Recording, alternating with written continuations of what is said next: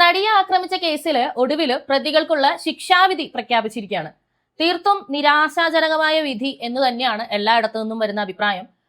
എനിക്കും അത് തന്നെയാണ് പറയാനുള്ളത്. ഒരിക്കലും സ്ത്രീകൾ ആക്രമിക്കപ്പെടുന്ന കേസിൽ ഒരു ശിക്ഷാ വിധി ഉണ്ടാകുമ്പോൾ അതൊരു മാതൃകയായിരിക്കണം. മറ്റെല്ലാ രാജ്യങ്ങളിലും അത് ആ രീതിയിൽ തന്നെയാണ്. പക്ഷെ ഇന്ത്യയിൽ മാത്രം അതൊരു തീവ്രത കുറഞ്ഞ കേസായി അഡ്രസ് ചെയ്യപ്പെടുകയും പേരിനെന്തോ ശിക്ഷിക്കുന്ന രീതിയിൽ ഒരു വിധി വരികയും ചെയ്യുന്നത് നിരാശാജനകം തന്നെയാണ്. എന്നാൽ കംപ്ലീറ്റ് ആയിട്ട് അങ്ങോട്ട് നമുക്ക് നിരാശപ്പെടണോ? ഇവിടെ എന്തെങ്കിലും ഒരു ഹോപ്പ് ഉണ്ടോ? തീർച്ചയായും ഒരു ഹോപ്പ് ഉണ്ട്. അതേക്കുറിച്ചാണ് ഞാൻ പറയാൻ പോകുന്നത്.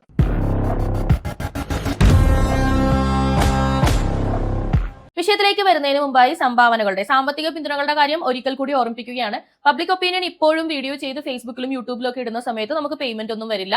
ഏകദേശം 2 വർഷമായിട്ട് ഞങ്ങളുടെ ചാനലിന്റെ അവസ്ഥ ഇതാണ്. ഒട്ടും പിടിച്ചു നിൽക്കാൻ പറ്റില്ല എന്നൊരവസ്ഥ ആയപ്പോഴാണ് പ്രേക്ഷകരോട് നമ്മൾ സഹായം ചോദിച്ചത്.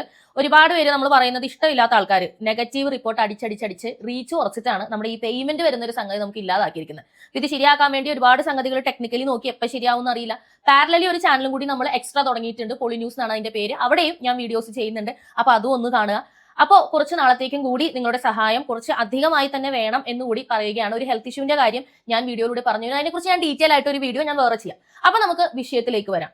എന്താണ് നടി ആക്രമിക്കപ്പെട്ട കേസിൽ വന്ന വിധി? ഇതിൽ തുടക്കത്തിൽ വന്ന ഒരു വിധി എന്ന് പറയുന്നത് ഗൂഢാലോചന കേസിലെ പ്രതിയെന്ന് സംശയിക്കപ്പെട്ടിരുന്ന അല്ലെങ്കിൽ ആരോപിക്കപ്പെട്ടിരുന്ന ദിലീപ് നിരപരാധിയാണ് അല്ലെങ്കിൽ പ്രതിയല്ല എന്ന് വിധിച്ച് അയാളെ വെറുതെ വിട്ട ആ ഒരു ഇൻസിഡന്റ് ആണ്.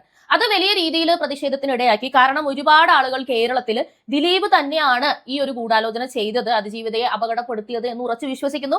അതിന് നിലവിലുള്ള ഒരുപാട് തിയറികളുണ്ട്, കോൺസ്പിറൻസി ഉള്ള സംഗതികളുണ്ട്, അല്ല ശരി എന്ന് തോന്നുന്ന രീതിയിലുള്ള വാദങ്ങളും ഉണ്ട്. എന്തു തന്നെ ആയാലും ഒരുപാട് പേര് അങ്ങനെ വിശ്വസിക്കുന്നു. അതുകൊണ്ട് തങ്ങളുടെ വിശ്വാസങ്ങൾക്കെതിരെ വന്നൊരു വിധിയിൽ അയാൾ കുറ്റവിമുക്തനാക്കപ്പെട്ടത് അംഗീകരിക്കാൻ പറ്റാതെ കോടതിക്കെതിരെയൊക്കെ ഒരുപാട് പേര് സംസാരിക്കുന്നത് കണ്ടിരുന്നു.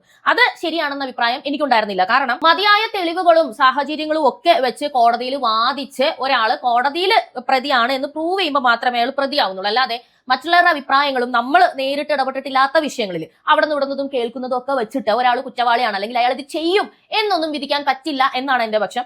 അങ്ങനെ നോക്കുമ്പോഴത്തേക്ക് നമുക്ക് കോടതിയെ വിശ്വസിക്കുക എന്നൊരു ഭാഗം മാത്രമേ ഇവിടെ ചെയ്യാനുള്ളൂ. മറിച്ച് ഈ ഒരു കേസിൽ നോക്കുകയാണെന്നുണ്ടെങ്കിൽ ദിലീപിനെ വെറുതെ വിട്ടു എന്നല്ലാതെ ബാക്കി പ്രതികളെ ഒന്നും വെറുതെ വിട്ടിട്ടില്ല. 1 മുതൽ 6 വരെ വരുന്ന പ്രതികളാണ് ലിറ്ററലി ഈ ഒരു സംഭവത്തിൽ ആക്ട് ചെയ്തിരിക്കുന്നത്. അവരാണ് ഇൻവോൾവ് ആയിട്ടിരിക്കുന്നത്. അതായത് അതിജീവിതയെ തട്ടിക്കൊണ്ടുപോയതും ബലാത്സംഗത്തിന് ഉൾപ്പെടെ ഇരയാക്കിയതും ഈ വീഡിയോ ചിത്രീകരിച്ചതും ഇതുപോലുള്ള സംഗതികളിൽ ആരാണോ ഏർപ്പെട്ടത് അവരെ കുറ്റക്കാരാണ് എന്ന് വിധിച്ചിരുന്നു. അപ്പൊ അതൊരു ശരിയായി തോന്നി. എന്നാൽ ഇപ്പോൾ വന്ന ഒരു വിധി എന്താണെന്ന് വെച്ചാൽ ഇവർക്കൊക്കെ വളരെ ലൈറ്റ് ആയിട്ടുള്ള ഒരു ശിക്ഷ കൊടുത്തിരിക്കുകയാണ്. 20 വർഷം കഠിന തടവാണ് മാക്സിമം കൊടുത്തിരിക്കുന്ന. കഠിന തടവെന്നൊന്നും പറയാൻ പറ്റില്ല. ഇതിൽ ഓൾറെഡി പൾസർ സുനി മാർട്ടിനും ഒക്കെ 12 വർഷം 14 വർഷമൊക്കെ ജയിലിൽ കടന്നു കഴിഞ്ഞു. ഈ ഒരു വിചാരണയുടെ ആ ഒരു സമയത്ത്, ട്രയലിന്റെ സമയത്ത് അത് മാറ്റിയിട്ട്, അതായത് അതും കൂടി ചേർത്ത് 20 വർഷം എന്നുള്ള രീതിയിലാണ് വിധിച്ചിരിക്കുന്നത്. ഇത് ഭയങ്കര ഫണ്ണി ആയിട്ടാണ് സത്യത്തിൽ ഞാനടക്കമുള്ള സ്ത്രീകൾക്ക് തോന്നുന്നത്. ചേട്ടാ, ഇവിടെ ഒരു പട്ടിയെ തല്ലിക്കൊന്നാൽ പോലും ഇതിലും വലിയ രീതിയിൽ ഒരു കേസും കോൺട്രവേഴ്സിയും ഉണ്ടാവുമല്ലോ ഒരു സ്ത്രീയെ ആക്രമിക്കുന്നതിന്. അതും വളരെ ഫണ്ണി ആയിട്ട് അതിജീവിതയുടെ അടുത്തുനിന്ന് പിടിച്ച് പറിച്ചെടുത്ത മോതിരം തിരിച്ചു കൊടുക്കണം. അതുകൂടാതെ പൾസർ സുനി 2 ലക്ഷം രൂപ, ബാക്കിയുള്ളവർ 50,000, അങ്ങനെയൊക്കെ എന്തൊക്കെയോ എമൗണ്ട് കൊടുക്കണം. അത് കൊടുത്തില്ല എന്നുണ്ടെങ്കിൽ എക്സ്ട്രാ 1 ഇയറും കൂടി ജയിൽ ശിക്ഷ അനുഭവിക്കണം. ഇങ്ങനെയൊക്കെയാണ് വിധിച്ചിരിക്കുന്നത്. ഇത് വിധിക്കാനായിട്ട് റീസൺ ആയിട്ട് പറയുന്നത് പ്രതികളുടെ പ്രായം, അതുപോലെ അവരുടെ കുടുംബ സാഹചര്യങ്ങൾ, അവരുടെ ഫാമിലി മെമ്പേഴ്സിന്റെ ഫീലിങ്സ്, ഇതൊക്കെയും കൺസിഡർ ചെയ്തു എന്നാണ് പറയുന്നത്. ഇതൊക്കെ എങ്ങനെയാണ് ശരിയാവുന്നത്? നമുക്കറിയാം, ശരിയാണ്, മാനുഷികമായിട്ടുള്ള കാര്യങ്ങൾക്ക് അല്ലെങ്കിൽ മാനുഷിക അവകാശങ്ങൾക്ക് വലിയ വില കൊടുക്കുന്ന ഒരു രാജ്യം തന്നെയാണ് ഇന്ത്യ. പക്ഷേ ഒരു കുറ്റവാളിക്ക് എത്രത്തോളം അങ്ങനത്തെ അവകാശങ്ങൾക്ക് നമുക്ക് വില കൊടുക്കണം? ഇപ്പൊ ഇതിൽ തന്നെ ശിക്ഷ ഇളവ് ചെയ്യണം, അല്ലെങ്കിൽ നമ്മളെ ഒന്ന് വെറുതെ വിടണം എന്ന് പറഞ്ഞിട്ട് ഈ 6 പ്രതികളും സമർപ്പിച്ച ആ ഒരു അപേക്ഷയിൽ എഴുതിയിരിക്കുന്ന റീസൺസ് വായിച്ചു കഴിഞ്ഞാൽ തന്നെ ഭയങ്കര ഫണ്ണിയാണ്. പൾസർ സുനി വീട്ടിൽ അമ്മ മാത്രമേ ഉള്ളൂ. മാർട്ടിൻ പൊട്ടിക്കരഞ്ഞ് മാർട്ടിൻ തെറ്റ് ചെയ്തിട്ടില്ല. ചെയ്യാത്ത തെറ്റിന്റെ പേരിൽ 5.5 വർഷം ജയിലിൽ കിടന്നു. രോഗികളായ മാതാപിതാക്കളുണ്ട്. ഒരു പെറ്റി കേസ് പോലും മുമ്പ് തനിക്കെതിരെ ഉണ്ടായിട്ടില്ല.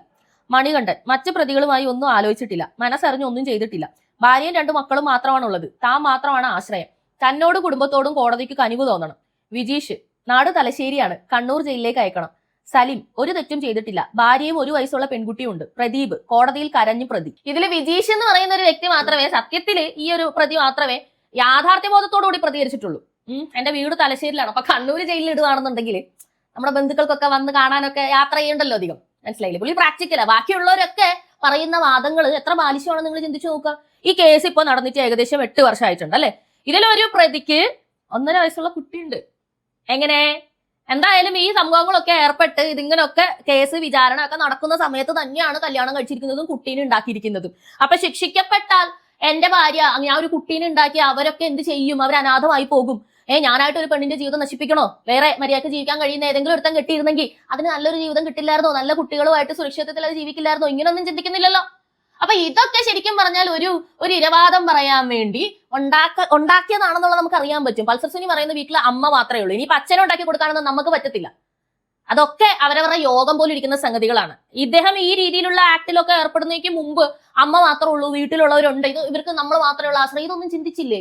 ഇതൊക്കെ ചോദിക്കാത്ത കോടതി സത്യത്തിൽ അതിശയപ്പെടുത്തുന്നുണ്ട്. 100% കോടതിയിലാണ് വിശ്വസിക്കുന്നതെന്ന് പറയുമ്പോൾ പോലും ഈ വിധി നിരാശാജനകമാണെന്ന് പറയാതെ വയ്യ. ശരീഅത്ത് നിയമത്തെ എല്ലാ രീതിയിലും വിമർശിക്കുന്ന വ്യക്തികളാണ് ഇവിടെ ഉള്ളത്. പക്ഷെ നിങ്ങളൊന്ന് ആലോചിച്ച് നോക്കൂ, സൗദി അറേബ്യയിലോ UAE ഒക്കെയാണ് ഇതുപോലൊരു സംഭവം ഉണ്ടായതെങ്കിൽ 20 വർഷത്തെ ഇതേപോലത്തെ കൺസിഡറേഷൻ ഒക്കെ കിട്ടി ഏതെങ്കിലും പ്രതികൾ പുറത്തു വരുമെന്ന് നിങ്ങൾ പ്രതീക്ഷിക്കുന്നുണ്ടോ?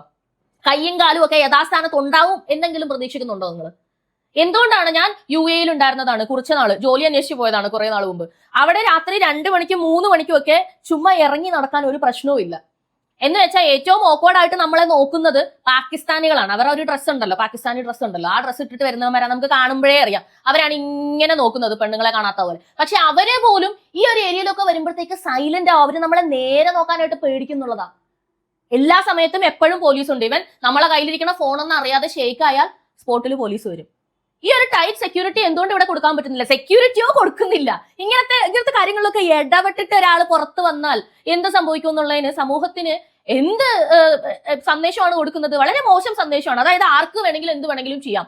വിഷ്ണുപ്രിയ എന്ന് പറയുന്ന ഒരു പെൺകുട്ടിനെ പ്രണയം നിരസിച്ചതിന്റെ പേരിൽ കത്തിച്ചു കൊന്ന കാമുകം പറഞ്ഞത്, ഞാൻ നോക്കിയിരുന്നു ജീവപര്യന്തമൊക്കെ കഴിഞ്ഞു വരുമ്പോ കൂടിപ്പോയി എനിക്ക് 10-40 വയസ്സാവുള്ളൂ, അപ്പൊ അതിന്റെ ഉള്ളിൽ ഞാൻ പുറത്തേക്ക് ഇറങ്ങി ഞാൻ ജീവിച്ചോളാന്ന്. ഈ ഒരു സന്ദേശം ഇവിടത്തെ കോടതികളാണ് ഇത്തരം മോശമായ കോടതി വിധികളിലൂടെ നമുക്ക് തന്നുകൊണ്ടിരിക്കുന്നത്. ഇത് നിരാശാജനകമാണെന്ന് പറയാതെ വയ്യ. ഞാൻ നേരത്തെ പറഞ്ഞതുപോലെ ഒരു പട്ടിയെ തല്ലിക്കൊന്നാൽ പോലും ചോദിക്കാൻ ആള് വരുന്ന ഒരു സ്ഥലത്ത് ഒരു സ്ത്രീയെ, അതും ഇത്ര പോപ്പുലർ ആയിട്ടുള്ള ഒരു സ്ത്രീയെ ഈ രീതിയിൽ 6 പേര് ചേർന്ന് പീഡിപ്പിച്ചു എന്ന് പറഞ്ഞിട്ട് നിങ്ങൾക്ക് എന്ത് ചെയ്യാൻ കഴിഞ്ഞു എന്ന് ചോദിക്കുമ്പോ അവിടെ ഒരു ഉത്തരവില്ല. ഈ നാട്ടിൽ മാത്രം സ്ത്രീകൾക്ക് നീതി ഇല്ല എന്നുള്ളത് ഒന്നുകൂടി എഴുതി അടിവരെ ഇടുകയാണ്. എനിക്കിതിൽ ദിലീപിനെ ശിക്ഷിക്കുന്ന തെളിവില്ലാത്തത് അതൊന്നും അല്ല വിഷയം. ഈ യഥാർത്ഥത്തിൽ ഈ കാര്യങ്ങൾ ചെയ്ത വ്യക്തി, ഇപ്പൊ ഇതേ ജഡ്ജി തന്നെയാണ് രാഹുൽ മാങ്കൂട്ടത്തിന് മുൻകൂർ ജാമ്യം കൊടുത്തിരിക്കുന്നത്. അതിൽ പറഞ്ഞിരിക്കുന്ന ഒരു കാര്യം എന്താണെന്ന് വെച്ചാൽ, 2ാമത്തെ കേസിലെ അതിജീവിത കേസ് കൊടുക്കാൻ വേണ്ടി വൈകിയല്ലോ, അത് കോടതി കൺസിഡർ ചെയ്യുന്നു. സുപ്രീം കോടതി വിധിയുണ്ട്, പീഡിപ്പിക്കപ്പെടുന്ന ഒരു പെൺകുട്ടിക്ക് ഏത് സമയത്താണോ അവര് മാനസികമായിട്ട് കേസ് കൊടുക്കാൻ വേണ്ടി റെഡിയാകുന്നത് അപ്പൊ കേസ് കൊടുത്താൽ മതി. അത് സയന്റിഫിക്കലി കറക്റ്റ് ആണ്. അവരുടെ മെന്റൽ സ്റ്റേറ്റ് പരിഗണിക്കേണ്ടതുണ്ട്. എന്തുകൊണ്ട് വൈകി എന്ന ചോദ്യം കോടതി ചോദിക്കാൻ പാടില്ല എന്ന് സുപ്രീം കോടതി വിധി ഉണ്ടായിരിക്കെ ഹൈക്കോടതി ജസ്റ്റിസ് എങ്ങനെ അത് എഴുതി വെച്ചു? ഇതൊക്കെ ഇവിടെ ചോദിക്കേണ്ട അല്ലെങ്കിൽ ചോദ്യം ചെയ്യപ്പെടേണ്ട ഒരു സംഗതിയാണ്. ഇനി സുപ്രീം കോടതിയിലേക്ക് അപ്പീൽ പോകുമെന്ന് പിണറായി സർക്കാർ പറഞ്ഞതുകൊണ്ട് എനിക്ക് വലിയ വിശ്വാസമില്ല. കാരണം എന്താണെന്ന് വെച്ചാൽ അവർക്ക് കഴിവുണ്ടായിരുന്നെങ്കിൽ ഈ ഇത്രയും 8 വർഷം പഴം പുഴുങ്ങിയിരിക്കില്ലായിരുന്നു. കൃത്യമായിട്ടുള്ള എവിഡൻസും കാര്യങ്ങളും കൊടുത്ത് ഇവരിതിനെ കറക്റ്റ് ആയിട്ട് ഡീൽ ചെയ്തേനെ. കോടതിയിൽ നിന്ന് ഏറ്റവും പ്രമുഖമായിട്ടുള്ള ഒരു എവിഡൻസ് വരെ, അതായത് നടിയുടെ ദൃശ്യങ്ങൾ വരെ പുറത്തേക്ക് ഔട്ടായി പോയ അത്രയും പത്തറ്റിക് സിറ്റുവേഷൻ ഒന്ന് ആലോചിച്ച് നോക്കുക. സിസ്റ്റം എവിടെ കിടക്കുന്നു? നിങ്ങൾ നമ്പർ 1 എന്ന് പറയുന്ന കേരളത്തിന്റെ അവസ്ഥയാണ് ഈ പറയുന്നത്. ശരിക്കും സുപ്രീം കോടതിയിലേക്ക് ഈ കേസ് എത്തണം. കാരണം എന്താണെന്ന് വെച്ചാൽ സുപ്രീം കോടതിയിൽ ഇപ്പോൾ കാറ്റ് മാറി വീശിയത് കൊണ്ട് തന്നെ വലിയ രീതിയിലുള്ള നല്ല വാർത്തകളാണ് പുറത്തു വരുന്നത്. ഞാൻ ഒരു പോസ്റ്റ് വായിക്കാം. ഡോക്ടർ KS രാധാകൃഷ്ണന്റെ പോസ്റ്റാണ്. സുപ്രീം കോടതി ചീഫ് ജസ്റ്റിസ് സൂര്യകാന്തിന്റെ പുതിയ പരിഷ്കാരങ്ങൾ കിടുവാണ്. 8 ലക്ഷം രൂപ നഷ്ടപരിഹാരം ലഭിക്കാനായി 23 വർഷം ഒരു ദരിദ്രയായ വിധവയ്ക്ക് കാത്തിരിക്കേണ്ടി വന്നു. അവരുടെ ഭർത്താവ് റെയിൽവേ ട്രാക്കിൽ വീണു മരിച്ചു. അതിന് ലഭിക്കേണ്ട നഷ്ടപരിഹാരത്തിനാണ് കേസ് കൊടുത്തത്. കേസ് സുപ്രീം കോടതിയിലെത്തി. അവിടെ കിടന്നത് 10 കൊല്ലം. ഇതിനിടയിൽ അവർക്ക് നീതിന്യായ സംവിധാനത്തിൽ തന്നെ വിശ്വാസമില്ലാതായി. അവർ ഇക്കാര്യം മറക്കുകയും ചെയ്തു.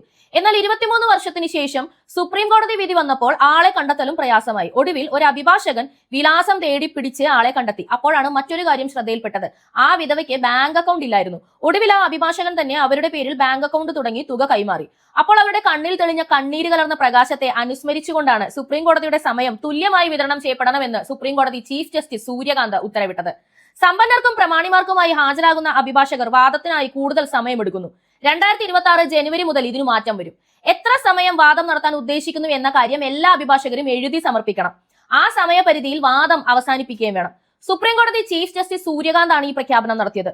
ധനികരും പ്രമാണിമാരും രാഷ്ട്രീയ നേതാക്കളും നേരിട്ട് സുപ്രീം കോടതിയിൽ എത്തുകയും അവർക്ക് വേണ്ടി പ്രമുഖരായ അഭിഭാഷകർ മണിക്കൂറുകളോളം വാദിക്കുകയും ചെയ്യുന്നു. അതുമൂലം സാധാരണക്കാരന്റെ പ്രശ്നങ്ങൾ കേൾക്കാൻ കോടതിക്ക് വേണ്ടത്ര സമയം കിട്ടാതെ പോകുന്നു. ഇത് നീതിന്യായ സംവിധാനത്തിൽ സാധാരണക്കാരനുള്ള വിശ്വാസം തകരാനിടയാകും, ചീഫ് ജസ്റ്റിസ് പറഞ്ഞു. ഞാൻ പറഞ്ഞത് ഇതാണ്, കാറ്റ് മാറി വീശി തുടങ്ങി. കോടതികൾ സാധാരണക്കാരന്റെ ഏറ്റവും അവസാനത്തെ പ്രതീക്ഷയാണ്. കാരണം എവിടെ നിന്നൊക്കെ നീതി നിഷേധം ഉണ്ടായാലും പരമോന്നതമായ കോടതിക്ക് മുന്നിൽ അല്ലെങ്കിൽ ന്യായാധിപന് മുന്നിൽ എനിക്ക് നീതി ഉണ്ടാകുമെന്ന് ഇവിടത്തെ ഓരോ മനുഷ്യനും അടിയുറച്ച് വിശ്വസിക്കുന്നു. അത് കളയാതെ കാക്കേണ്ടത് ഒരു കോടതിയുടെ ഉത്തരവാദിത്തമാണ്. സുപ്രീം കോടതി ജസ്റ്റിസ് പറഞ്ഞിരിക്കുന്നത് ഓരോ കേസിനും നിശ്ചിത സമയം അത് മുൻകൂട്ടി അനുവാദം വാങ്ങിയെടുക്കണമെന്നുള്ളത്. അതായത് ഇവിടെ ഒരു പോപ്പുലർ ആയിട്ട് വാർത്ത വരുന്ന ഒരു കേസിൽ മാത്രമല്ല, ഒരു ചെറിയ കേസിൽ വരെ അവിടെ സ്ഥലം വേണം, അവർക്ക് കൂടി വാദിക്കാനുള്ള അവസരം അവിടെ ഉണ്ടാവണം. ശരിക്കും പറഞ്ഞാൽ കോടതികളുടെ കാര്യത്തിൽ തന്നെ വലിയ രീതിയിലുള്ള മാറ്റങ്ങൾ വരേണ്ടതുണ്ടെന്ന് വലിയ രീതിയിൽ നമ്മൾ ചർച്ച ചെയ്തുകൊണ്ടിരിക്കുന്നതാണ്. ഒന്ന്, ഈ പറയുന്ന ഇത്രയധികം വർഷങ്ങൾ പഴക്കമുള്ള കേസുകൾ കെട്ടിക്കിടക്കുമ്പോൾ അവധിക്കാലങ്ങൾ ഇങ്ങനെ പോവുക, വേനൽക്കാലത്ത് അവധി, അതേപോലെ വസന്തകാലത്ത് അവധി, ഇതൊക്കെ ബ്രിട്ടീഷ് കാലം മുതൽ പിൻപറ്റി പോരുന്ന സംഗതികളാണ്. അങ്ങനെ തന്നെ ഇപ്പോഴും മുന്നോട്ട് പോകുന്നത് കാര്യങ്ങൾ ഇങ്ങനെ ഇഴഞ്ഞു പോകാൻ വേണ്ടിയിട്ട് ഇടയാക്കുന്നുണ്ട്. അപ്പൊ അങ്ങനെ ഒരുപാട് മാറ്റങ്ങൾ വരാനുണ്ട്. എവിടെ നിന്നാണ് ഇത് വരേണ്ടത്? സത്യത്തിൽ ഇത് വരേണ്ടത് ഭരിക്കുന്ന സർക്കാർ നൽകുന്ന ഉറപ്പിൽ നിന്നാണ്. ആ സർക്കാരിന്റെ ഉറപ്പിലാണ് ഓരോ ഉദ്യോഗസ്ഥനും താൻ ഏറ്റെടുത്തിരിക്കുന്ന ദൗത്യം 100% ആത്മാർത്ഥതയോടും ധൈര്യത്തോടും ചെയ്യാനുള്ള ഉറപ്പുണ്ടാവുന്നത്. ആ ഉറപ്പ് ജസ്റ്റിസ് സൂര്യകാന്തിന് ഉള്ളത് കൊണ്ട് തന്നെ അദ്ദേഹം ഇവിടത്തെ നീതിന്യായ വ്യവസ്ഥയെ മുതൽ ശരിയാക്കാനായിട്ടുള്ള പരിപാടികൾ തുടങ്ങിക്കഴിഞ്ഞു. തീർച്ചയായും അതിജീവിതയുടെ കേസ് അല്ലെങ്കിൽ നടിയെ ആക്രമിച്ച കേസ് സുപ്രീം കോടതിയിലേക്ക് തന്നെയാണ് എത്തേണ്ടത്. അവിടെ നിന്ന് ഇതേക്കുറിച്ച് ഒരു സംസാരം ഉണ്ടാകണം. ഒരു സെലിബ്രിറ്റിക്ക് ഇതാണ് അവസ്ഥയെങ്കിൽ ഞാൻ അടക്കമുള്ള സാധാരണക്കാരായ സ്ത്രീകൾക്ക് എന്ത് അഷ്യൂരിറ്റി ഉണ്ട്, എന്ത് സെക്യൂരിറ്റി ഉണ്ട് ഈ കേരളത്തിൽ, ഈ ഇന്ത്യയിൽ എന്ന് ചോദിച്ചു പോവുകയാണ്. ചോദിച്ചുകൊണ്ടേയിരിക്കും. വേറെ നിവർത്തിയില്ല, ജീവിക്കണ്ടേ ഞങ്ങൾക്ക്. തുടർന്ന് കാണുക പബ്ലിക് ഒപ്പീനിയൻ.